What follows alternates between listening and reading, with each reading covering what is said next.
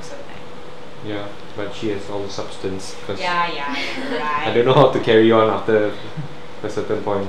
I don't know how to start, so there you go. Perfect yin and yang.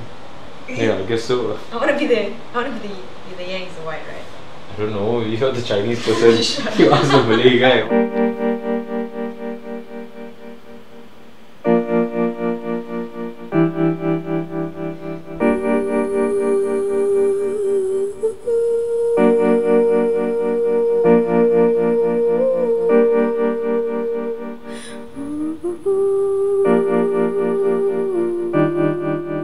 The whole EP thing wasn't like a planned thing. It wasn't like, oh, let's record an EP by the end of the year and release it, because we're very directionless people. yeah, just, you know, whatever comes out. So if we're chilling out and something nice comes along, a tune or whatever, then we just build on that. So we've been releasing singles. Yeah, whenever. Rather than, yeah. Whenever, wherever. Yeah, like then when Lomo came around and offered us, then okay lah, why not? Let's try something that we haven't tried. Let's work within a set time and come up with something, and we did.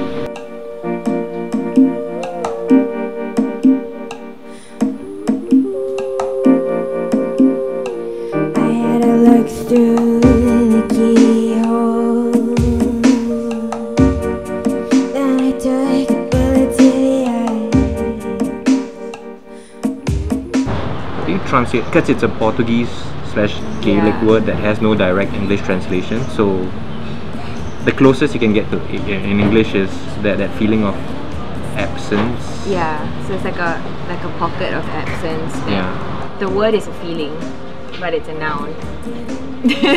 And it's sort of a feeling of absence that is either, I mean, it doesn't have to be sad or happy, it's kind of nostalgic. Could have been like an ex-lover that you moved on, but sometimes you have that wave of like nostalgia. I think the origins are like of an entire lost place.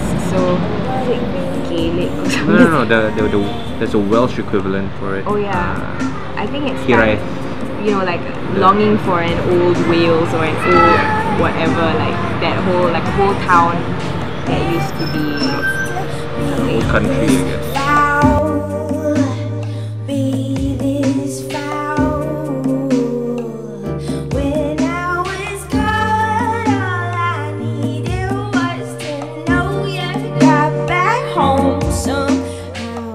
In terms of writing, it kind of comes from you mostly first, because it's the man on the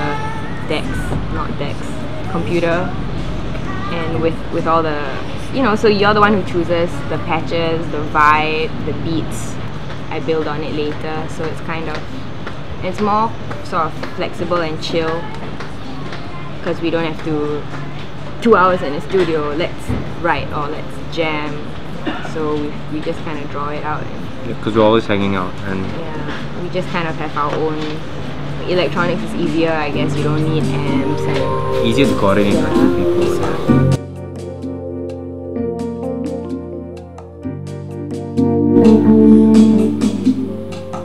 Frou-Frou, Emotion Heat, Theory Corporation, Analog Girl.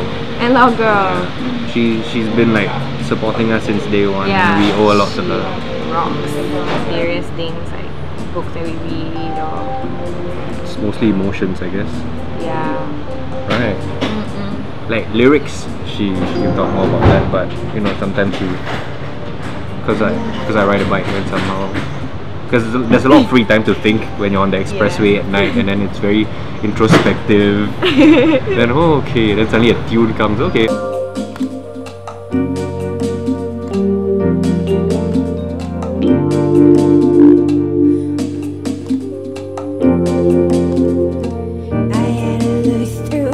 One of my favorite books is The Great Gatsby. So mainstream right now, whatever, I love it. Yeah, and I was so pissed off at Daisy, man, like seriously, it's not cool. And you know, I really like the idea of blind idealism, really appeals to me. So this was sort of my fantasy of what I wish Daisy would feel or what she would say to him at the end. You just start thinking in a distanced and abstract way, like, I'm angry, and then, like, you know, form and aesthetic and stuff just kind of chills me out.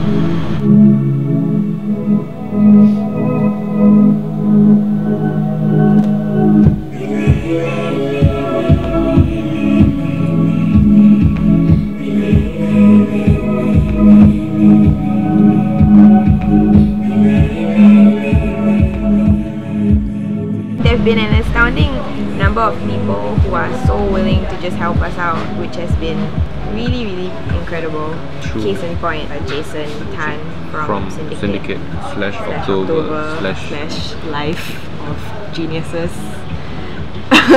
Yeah. World of Geniuses. Well, which is not a real thing. He produced our EP. He actually He produced mixed and mastered the whole thing. He really saved us big time. a lot of trouble and made us sound so a lot much better than we would have done ourselves. If I knew if I knew if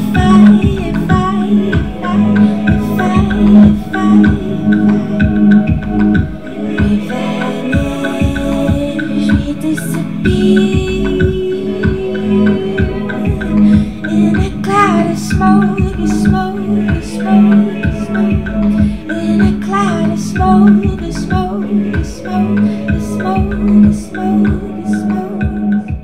I mean, there are people who are genuine listeners and they are sort of connecting with you in a personal way.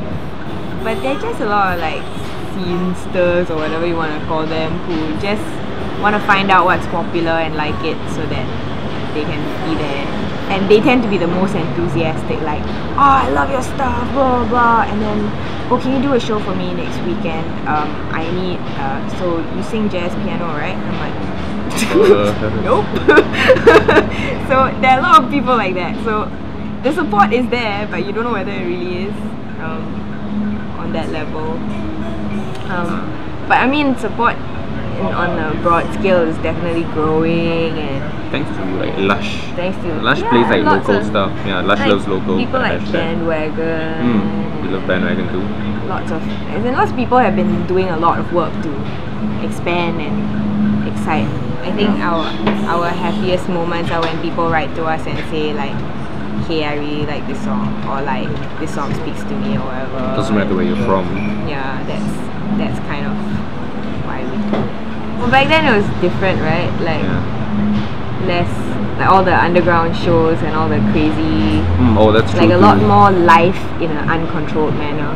Yeah. Right? Like all the whatever, like punk skinhead shows and all the spontaneous shows in like Tampines CC, or like, you know, like just crazy rock shows going on everywhere, unfettered life.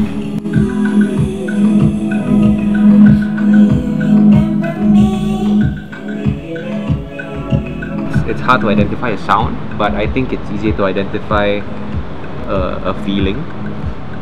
Yeah.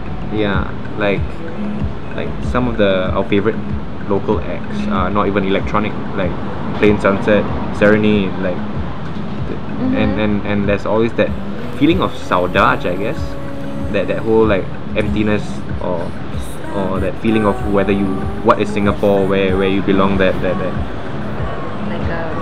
a wistfulness. yeah, like a wistfulness, and I guess in all their songs it's always there's that recurring theme, and that's what ties all of Singapore music together, I guess, that trying to figure out your place in Singapore, your place in the world.